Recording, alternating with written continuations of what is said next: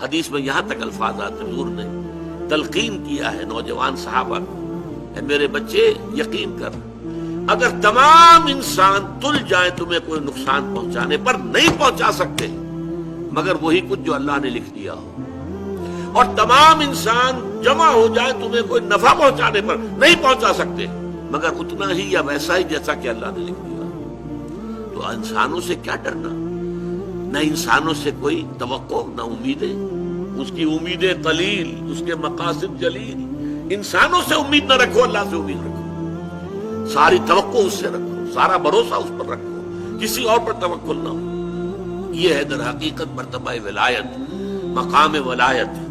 اور اس میں جیسا کہ یہاں آیا، اب ان کے اوپر فرشتوں کا نزول ہوتا ہے۔ یہ فرشتے ہمیں محسوس نہیں ہوتے، لیکن یہ کیفیت جو بیان کی جا رہی ہے اس کا احساس صاحب ایمان کو ہوتا ہے۔ وہ چاہے نظر نہ آئے فرشتے، اور فرشتوں کا قول چاہے ہم اپنے ان کانوں سے نہیں سنیں گے، فرشتوں کی بات سننے کے لیے دل کے کان ہیں۔ فرشتہ جو ہے وہ در حقیقت غیر مرئی ہے، وہ غیر مادی ہستی ہے، مادی نہیں ہے، وہ تو صرف نور پر مبنی ہے، نور سے بنا ہے اور نور ہے، لہذا ان کا تنزل ہوتا ہے۔ وہ کیا کہتے ہیں، اللہ تخافوا ولا تحزنوا، وہی نتیجہ، الا ان اولیاء اللہ لا خوف علیہم ولا هم يحزنون۔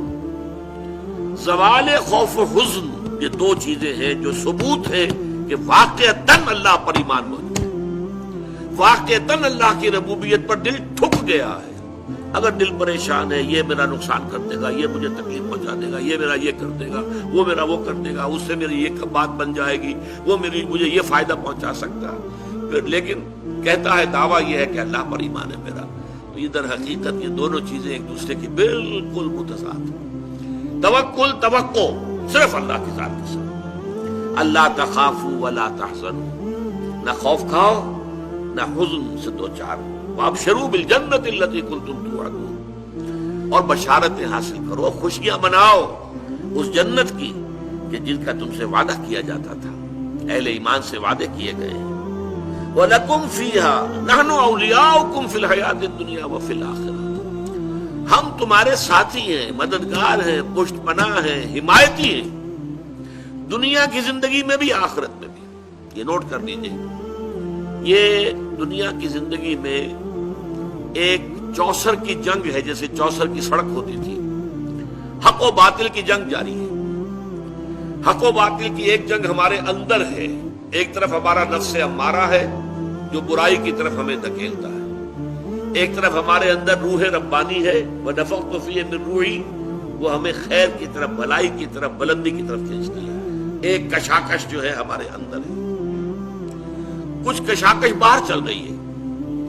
ہمارے اس نفس کو تقویت دینے کے لیے، اسے مشتعل کرنے کے لیے یہ شیاطین جن موجود ہیں۔ الذی یوسوس فی صدور الناس من الجنۃ والناس، حضور نے فرمایا کہ جب قلب غافل ہوتا ہے اللہ کی یاد سے تو شیطان اپنی تھوتنی لگا دیتا ہے دل کے ساتھ اور پھونکے مارتا ہے اس کے اندر، مشتعل کرتا ہے۔ جو حیوانی جذبات ہیں، جو انسان کے سفلی جذبات ہیں، اڈ اور لبیڈو کے جو تقاضے ہیں، انہیں مشتعل کرتا ہے، ایکسائٹ کرتا ہے، تاکہ وہ مشتعل ہو کر اور وہ انسان کے جو ہے اس وقت ہوش اور حواس کے اوپر غالب آ جائے۔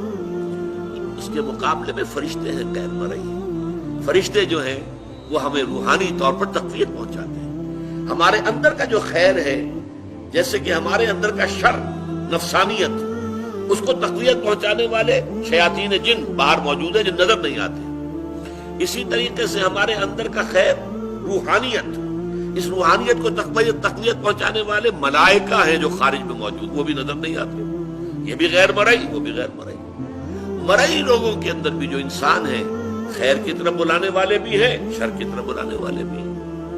آپ کا دوست یہ بھی کہے گا چھوڑو میاں، کیا کس چکر میں پڑ گئے حلال حرام کے، دیکھو فائدہ ہوتا ہے اس کام کے اندر، جس کام میں فائدہ ہو وہ کرو، اللہ اللہ خرچ اللہ۔ یہ کیا حلال اور حرام اور صحیح اور غلط اور جائز اور ناجائز، وہ آپ کو شر کی ترغیب دے رہا ہے کہ نہیں دے رہا؟ اسی طرح کوئی آپ کا بھائی ایسا بھی اللہ کے بندے، خیال کر، غلط کام مت کر، اس سے تھوڑا سی یہ کہ تجھے دنیا میں دولت مل جائے گی، اخروی زندگی برباد ہو جائے گی تیری، ایسے انسان بھی تو ہے نا آخر۔ تو لوگ جو ہے خارج میں، انسانوں میں بھی داعیان شر بھی ہے، داعیان خیر بھی ہے، وہ تو ویزیبل ہے، مرئی ہے۔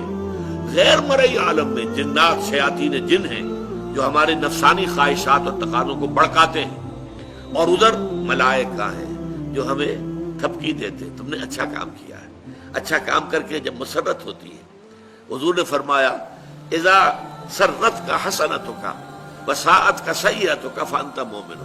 دیکھو اگر تمہیں کوئی اچھا کام کر کے خوشی محسوس ہو اندر، اور برا کام کر کے کوئی دل کے اندر کوفت محسوس ہو، یہ میں کیا کر بیٹھا، یہ مجھے نہیں کرنا چاہیے تھا، فانت مومن، تو یہ ایمان کی علامت ہے۔ اذا ساءت کا سیئتک وسرت کا حسنتک فانت مومن، بھلائی کر کے خوشی ہو، کوئی برائی ہو جائے تو افسوس ہو، رنج ہو، تو یہ گویا کہ ایمان کی علامت ہے۔ تو فرشتے تھپکی بھی دیتے ہیں، حوصلہ بڑھاتے ہیں۔